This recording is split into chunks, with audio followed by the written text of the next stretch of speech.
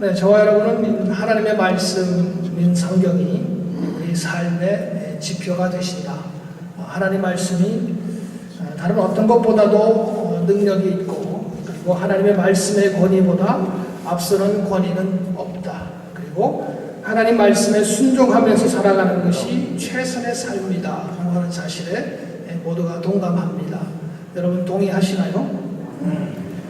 동의를 해주셔야 말씀을 계속할 수 있습니다. 그런데 저는 무엇보다도 하나님 말씀이 좋은 이유가 따로 있습니다. 그것은 하나님 말씀이 우리에게 주신 명령이 아니라 약속이라고 하는 사실입니다. 한번 여쭤볼까요? 명령이기 때문에 그 명령을 받은 대상, 곧 명령을 받은 우리에게 모든 책임이 있습니다. 근데 하나님 말씀이 약속인 게 참 감사한 이유는 약속은 그렇게 하겠다고 약속을 한 사람에게 책임이 있습니다. 그건 하나님이 주체라는 말씀이죠. 명령은 우리에게 이루어야 할 책임이 있지만 약속은 하나님이 그렇게 하시겠다고 하신 것이기 때문에 하나님께 책임이 있습니다. 그래서 하나님께서 그 책임을 끝까지 이행하시기 위해서 독생자 예수 그리스도를 저희에게 보내주셨다고 믿습니다. 저희들이 읽은 구약의 맨 처음 책인 창세기를 이렇게 보니까 하나님께서 아브라함과 언약을, 약속을 맺으시는 이야기가 나오죠. 언약이라고 하는 말을 잘 생각해 보시면 우리 인간들끼리, 사람들끼리 맺은 약속은 한쪽이 그것을 어기면 깨지죠. 그게 약속이라는 거죠. 근데 언약이라고 하는 말, 성경에 나오는 이 언약, 커버넌트라고 하는 이 말은 사람 쪽에서 약속을 어긴다고 할지라도 하나님은 그 약속을 어기시지 않고 끝까지 지키신다는 의미가 들어있습니다. 여러분 따지고 보면 성경 전체 66권의 이야기는 하나님께서 해주신 그 약속, 언약들을 이루어 가시는 과정이라고 볼 수 있죠. 오늘 보면 저희들이 읽은 창세기 12장 1절을 보니까 이런 말씀으로 시작합니다. 여호와께서 아브라함에게 이르시되, 아브라함이라고 하는 건 아브라함이 되기 전의 이름이죠.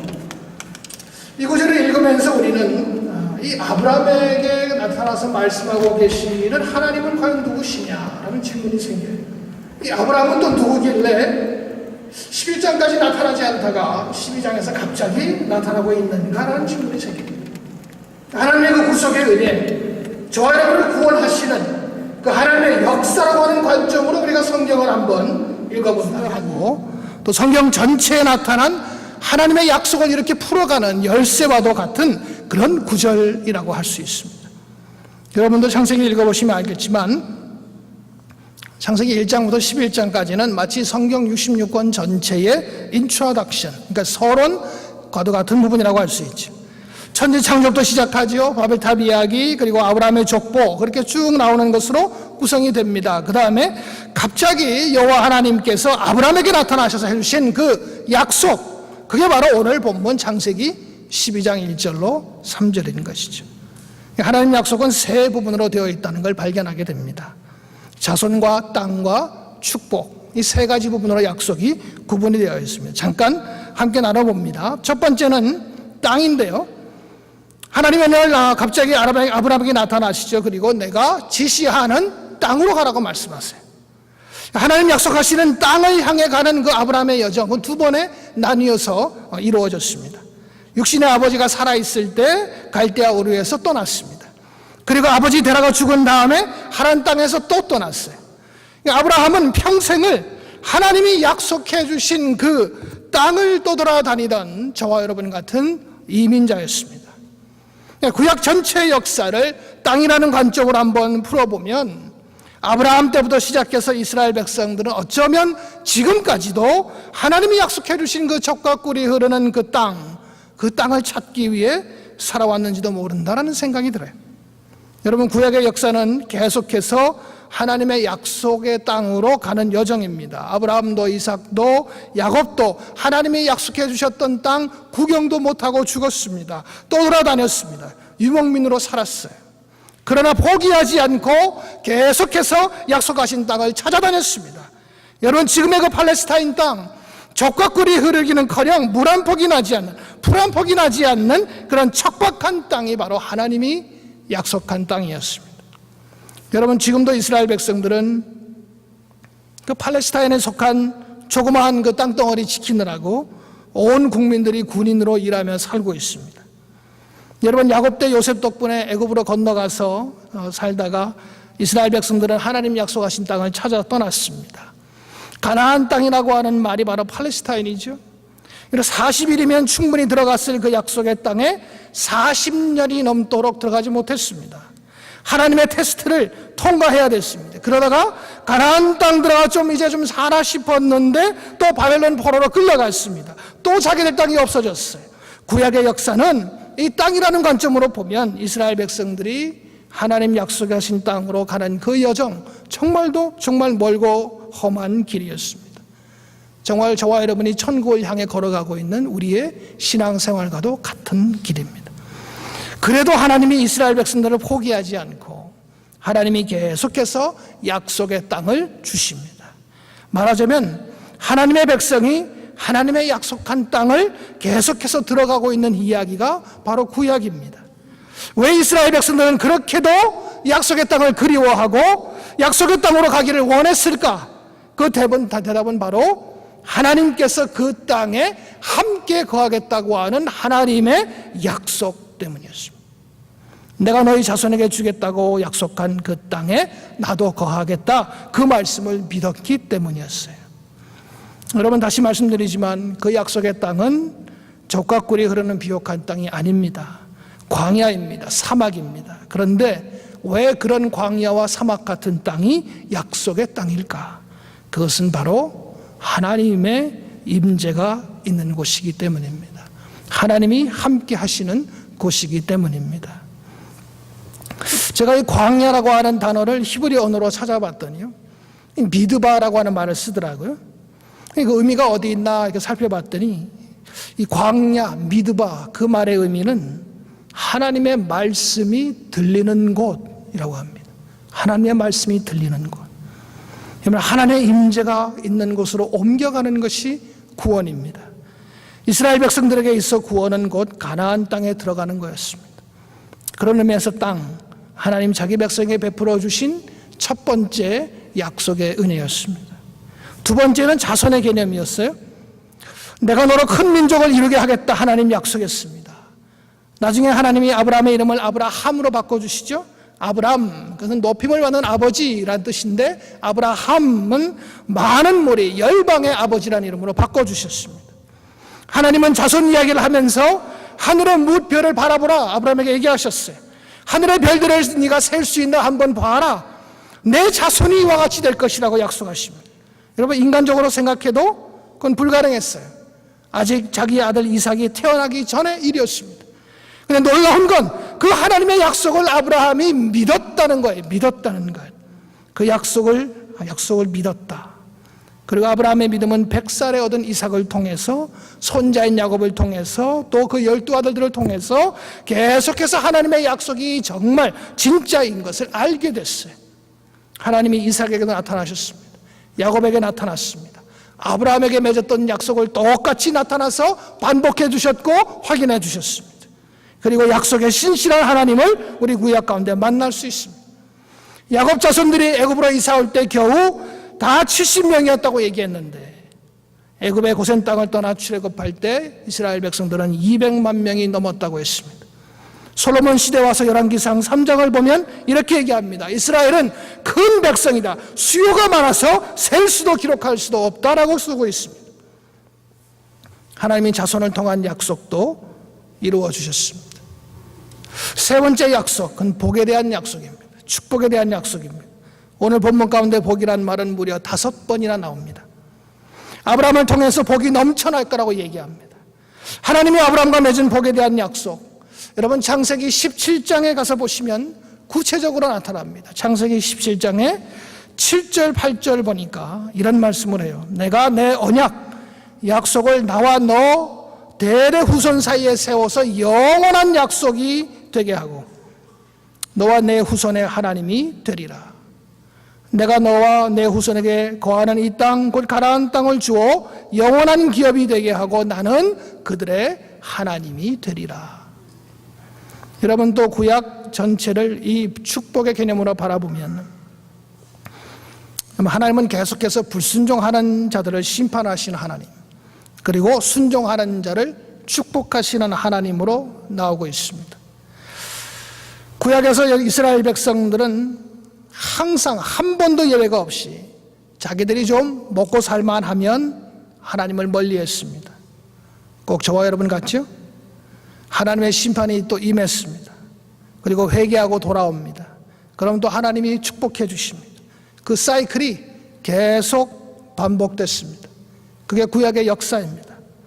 살만하면 우상 숭배하고 바알 섬기고, 그러다 하나님의 심판이 임하면 또 백성들이 회개하고, 그러면 하나님이 또 그들에게 복을 주시고. 우리 하나님은 참 배알도 없으신 것 같아요. 그런 죄와 회개와 축복의 사이클이 쉬지 않고 반복되는 걸 기록한 책이 바로 사사기입니다. 나중에 백성들이 얼마나 하나님 말씀 무시하고 사는지 이렇게 얘기해요. 백성들이 묵시가 없으므로, 하나님 말씀이 없으므로 제각기 자기 소견에 좋은 대로 행했더라. 지 멋대로 하고 살았더라. 여러분, 이런 질문이 생겨요. 그럼 왜 하나님은 그런 이스라엘 백성들 그냥 심판해버리고 멸망시켜버리고 모른 척하면 될 걸 왜 하나님은 계속해서 기다리시고 또 회개하면 복 주시고 왜 그러시냐? 왜 그러냐? 그의 답은 하나입니다. 하나님이 약속하셨기 때문에. 우리가 아무리 그 언약을 깨고 어긴다고 할지라도 하나님은 그러실 수 없는 분이시니까. 저는 성경에서 다른 이유를 찾아볼 수 없어요. 그저 하나님이 하신 약속이라는 말밖에는 설명이 되지 않습니다. 여러분, 이스라엘 백성들이 잘나서 택한 백성이 된 게 아니라 그랬습니다. 다른 민족보다 뛰어나기 때문에 하나님이 그들을 선민으로 택한 게 아니라 그랬어요. 그들은 목이 곧은 백성이라 그랬어요. 하나님 앞에서 모가지 기부스하고 뻣뻣하게 내세우는 그런 뻔뻔한 존재들이라고 얘기했어요. 그러나 그것을 하나님이 그들을 하나님 백성으로 기꺼이 선택하십니다. 그걸 우리는 하나님의 전적인 은혜라고 부르는 것이죠. 옛날에 어떤 남자가 억울하게 도적의 누명을 쓰고 임금님 앞에 잡혀왔답니다. 죄가 너무 크다고 판단한 임금님이 그 남자에게 사형을 언도했어요. 임금님 명령에 따라서 이제 교수형을 받으려고 사형장으로 끌려가는데, 이제 막 사형을 집행하려고 하는데 그 죄수가 혼자 이렇게 중얼거립니다. 내가 황금을 밭에다가 뿌려놓고 황금을 많이 열리게 하는 비밀을 나 혼자 알고 죽는 게 너무나 애석하구나, 그렇게 얘기를 했대요. 그 말을 신하들이 듣고 이 사형을 시키면 안 되겠다 싶어서 중단을 시키고 임금님한테 가서 말했습니다. 임금님이 사형수가 나라에 큰 도움이 될 그런 황금을 낳는 비법을 갖고 있다는 말에 귀가 번쩍 뜨였어요. 임금님이 사형수에게 밭에 가서 당장 황금을 뿌려라, 그렇게 명령합니다. 사형수가 땀을 뻘뻘 흘리면서 황금을 한 5평짜리 되는 밭을 갈고 거기에 뿌렸어요. 밭을 다 간 다음에 그렇게 얘기했습니다. 임금님, 이제 준비가 다 됐습니다. 마지막으로 이제 황금을 뿌릴 그 사람을 선정해 주시기 바랍니다. 근데 황금을 뿌릴 사람은 지금까지 조건이 있는데 단 한 번도 죄를 지은 적이 없는 정직한 사람이어야 합니다. 그렇지 않으면 밭에서 황금이 결코 열리지 않을 것입니다. 왕은 주위를 살피다가 자기가 가장 신임하는 신하에게 너 가서 황금을 뿌려라, 그렇게 얘기했어요. 그 신하가 저는 그럴 자격이 없습니다. 이 공정하기로 소문난 재판관님을 시키십시오. 그리고 재판관도 머리를 흔들면서 사양합니다. 사제도 안 된다고 얘기합니다. 아무도 할 만한 사람이 없어요. 그 신하들은 정말 지혜로우신 임금님이 직접 하시죠, 그렇게 얘기했어요. 그 임금님도 황금을 뿌릴 수 없다고 얘기하면서 사양합니다. 그래서 사형을 받은 남자가 이렇게 얘기했습니다. 임금님은 물론 신하 중 아무도 죄를 짓지 않은 사람이 없네요. 저는 너무나도 억울하게 누명을 쓰고 끌려왔습니다. 저를 관대히 처분해 주시기 바랍니다. 왕과 신하들이 아무 말도 하지 못하고 그 남자를 풀어주었다는 이야기가 있습니다. 여러분, 요한일서 3장 1절은 이렇게 얘기해요. 보라, 아버지께서 어떠한 사랑을 우리에게 주사 하나님의 자녀라 일컬음을 받게 하셨는고 우리가 그러하도다. 사도 요한의 고백입니다. 그런데 저와 여러분은 그 말씀을 하나님의 약속으로 믿지 못해요. 그래서 우리 스스로에게 이렇게 얘기합니다. 아니야, 나는 하찮은 존재다. 나는 실패하고 나는 부족하다. 근데 사도 요한이 정말 우리가 그렇게 변명할 거라는 걸 마치 안다는 듯이 이어지는 2절에서 또 이렇게 얘기해요. 사랑하는 자들아, 우리가 지금은 하나님의 자녀라. 장래에 어떻게 될지는 아직 나타나지 않았다. 그가 나타나시면 우리가 그와 같을 줄을 아는 것은 그의 참모습 그대로 우리가 볼 것이기 때문이다. 여러분, 우리가 살아가면서 물론 우리 하나님의 사랑을 순간순간 항상 느끼며 사는 건 아닙니다. 의심이 들기도 하지요. 절망할 때도 있습니다.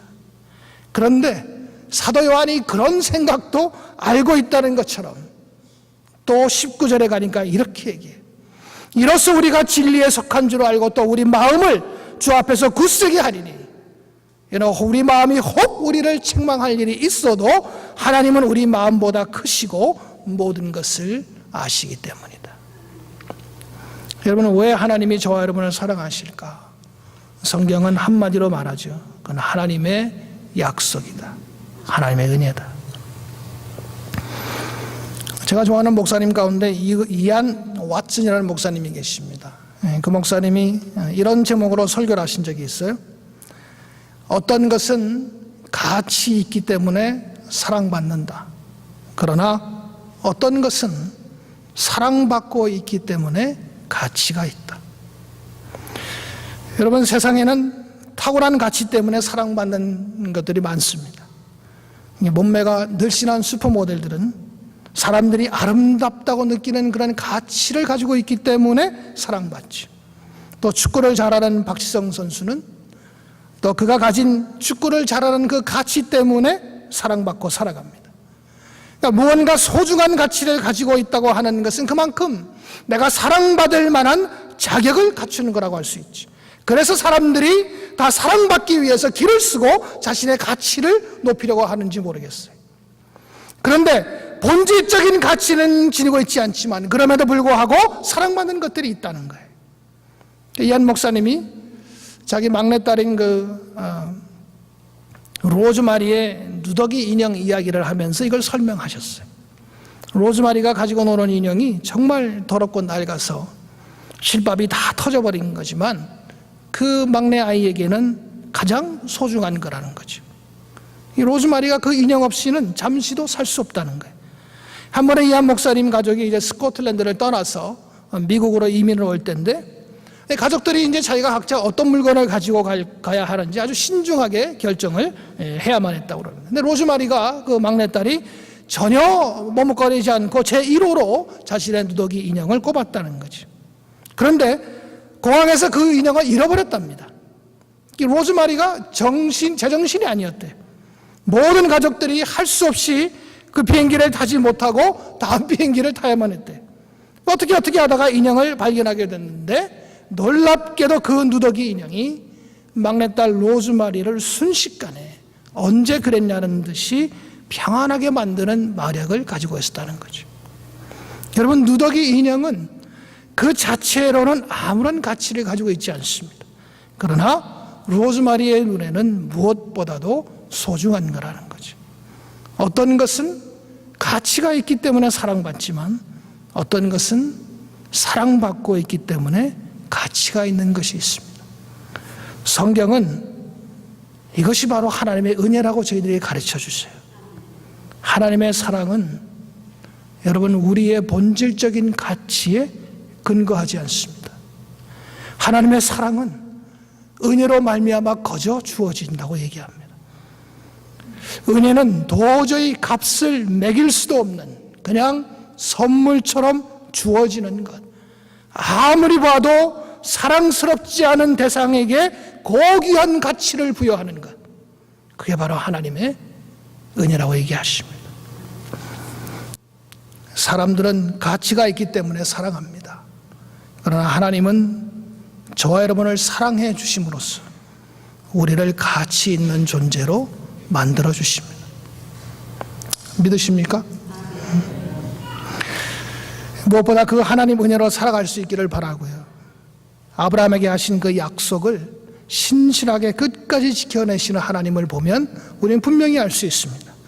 우리를 향한 하나님의 약속도 반드시 이루어질 것이라. 이 시간에 제가 하고 있는 그 북한 선교 크로스 선교회 사역을 좀 간단하게 설명을 드리고 말씀을 마치려고 합니다. 현재 저희 크로스 선교회가 집중하고 있는 세 가지 사역들이 있습니다. 첫 번째는 그 사랑의 진료소를 북한 땅에 지어주는 일인데요. 평양을 벗어나면 시골 마을들은 굉장히 어렵습니다. 그 시골 마을들을 저희들이 직접 방문하면서 북한 주민들을 위해서 100개의 진료소를 짓는 것이 저희들의 목표입니다. 이미 황해도 지역에 2개의 진료소를 완공했고요. 시골 마을 주민들이 지금 현재 의료 혜택을 누리고 있습니다. 또 지금 현재 3개의 진료소 공사가 진행 중에 있습니다. 저희 크로스 미션 임원들이 지난달이죠. 9월 11일에 직접 그 마을들을 방문했습니다. 그리고 공사가 얼마나 진행됐는지 확인하고 왔습니다. 또 진료소 건축에 들어가는 모든 자재들, 약품 시설들 중국에서 직접 구입해서 공급을 하고 있습니다. 진료소를 건립하고 난 다음에 그 보건성에서 북한 보건성에서 인정하는 북한 의사들과 간호사들이 직접 그 진료소들을 운영하는 것을 담당하게 되고요. 저희 크로스 미션은 매년 두 석차례 북한 땅에 직접 들어가서 의료 진료를 하고 약품들을 나누어 주는 그런 사역을 하고 있습니다. 두 번째는 사랑의 영양죽 사역인데요. WFP라고 그러죠. 세계 식량 계획이라고 하는 기구인데 지난해 3월에 이렇게 발표했습니다. 북한 땅에 현재 5살 미만의 어린이 가운데 27.9%가 되는 46만 5천 명 정도의 아이들의 그 발육이 영양 상태가 너무나도 부진한 상태다라는 보고를 했습니다. 저희가 공급하는 그 영양죽은 이 땅콩이 주 원료인데요. 아주 고농축 비타민 영양제입니다. 이것을 아이들이 먹기 좋게 그것을 죽으로 저희들이 평양에 공장이 있어서 거기서 직접 생산해서 보급을 하고 있는데요. 보통 하나에게 4주에서 6주, 한 달 정도를 이렇게 죽을 먹이면 정말 뼈만 남았던 아이들이 이렇게 포동포동 살이 오르는 걸 황해도 한 마을에 70명의 아이들 대상으로 실험을 했고 검증을 했습니다. 그래서 지금 이렇게 많이 헌금해 주시는 저희들의 후원금들로 타가서 고아원에 지내는 아이들에게 죽을 공급을 하고 있습니다. 그리고 이제 세 번째는 약품 공급하는 사역인데요. 지난 한 2년 동안 시가로 따지면 한 6,500만 불 정도 되는 그런 약품들을 7차례 걸쳐서 40톤짜리 컨테이너로 북한 보건성에 전달을 했습니다. 항생제, 해열제 참 구하기 어렵다는 것들인데 미국의 여러 그 제약사들의 후원을 받아서 저희들이 그렇게 선적하고 있고요. 북한 땅에 지금 정말 1년에 결핵 환자들이 100만 명씩 늘어가고 있다는 소식을 접하게 됩니다. 정말 약품이 필요한 주민들을 직접적으로 돕고 있는 그런 세 가지 사역을 저희들이 감당하고 있습니다. 여러분 계속해서 기도해 주시기를 바라고요. 마가복음 3장에 보니까 이런 말씀이 있습니다. 3장 3절에 예수께서 손 마른 사람에게 이르시되 한가운데 일어서라 하시고 그들에게 이르시되 안식일에 선을 행하는 것과 악을 행하는 것, 생명을 구하는 것과 죽이는 것 어느 것이 옳으냐. 그들이 잠잠하거늘 그들의 마음이 완악함을 탄식하사 노하심으로 그들을 둘러보시고 그 사람에게 이르시되 내 손을 내밀라 하시니 손이 회복되었더라. 사람의 생명을 살리는 일을 놓고 안식을 지키는 일만 고집하는 사람들 주님이 바라보면서 노하셔서 하신 말씀이 어느 것이 옳으냐. 저희들이 하는 그 북한 사역을 보면서 여러 가지로 걱정해 주시는 분들이 많이 계십니다. 이 약품들을 가져가면 제대로 주민들에게 전달이 되냐? 군인들 다 먹여 살리는 거 아니냐? 정말로 북한 주민들에게 혜택이 가느냐? 모두가 다 틀린 말씀은 아니죠. 그런데 그런 걱정들을 하느라고 정작 한 알의 항생제가 없어서 고통받고 있는 그 사람들, 그 한 통의 영양죽을 못 먹어서 굶어 죽어가는 아이들, 저희 그냥 바라보고 있을 수만은 없습니다. 예수님은 언제나 우리의 상식을 깨뜨리는 말씀을 하셨어요. 일보다 전통보다 율법보다 언제나 사람을 중요하게 여겨라. 그들의 영혼을 불쌍히 여기는 일에 초점을 두라고 가르치셨습니다. 여러분 누가복음 15장에 보면 한 마리 잃은 양 찾겠다고 99마리 남겨놓고 떠나는 목자 이야기가 나오죠. 여러분 목자가 한 행동은 분명히 귀합니다. 그러나 상식적인 계산은 맞지 않아요. 99을 두고 들에 두고 그냥 갔다. 한 마리 때문에 99마리를 그냥 도둑이나 이리떼에 그 위험에 그대로 남겨뒀다는 거예요. 기껏 한 마리 찾아가지고 왔는데 만약 30마리 정도 없어졌다면 목자의 기분이 어땠을까? 그러나 주님은 그 한 마리를 찾아 나서는 목자의 그 마음, 그걸 말씀하고 싶었던 거예요. 요한복음 12장에도 나오죠. 마리아라고 하는 여인이 비싼 나드 향유 주님께 부어드리는 장면이 나와요. 여러분 그 향유의 약은 한 0.5리터 됩니다. 그러니까 마리아가 1년 동안 열심히 일해서 모은 임금, 그 참 귀한 금액이에요. 유다라고 하는 제자가 옆에서 보다가 한마디 하죠. 왜 그 비싼 향유를 낭비하냐? 그런데 예수님의 계산법은 달랐어요. 나의 장례를 예비하는 귀한 일을 했다라고 칭찬하셨습니다.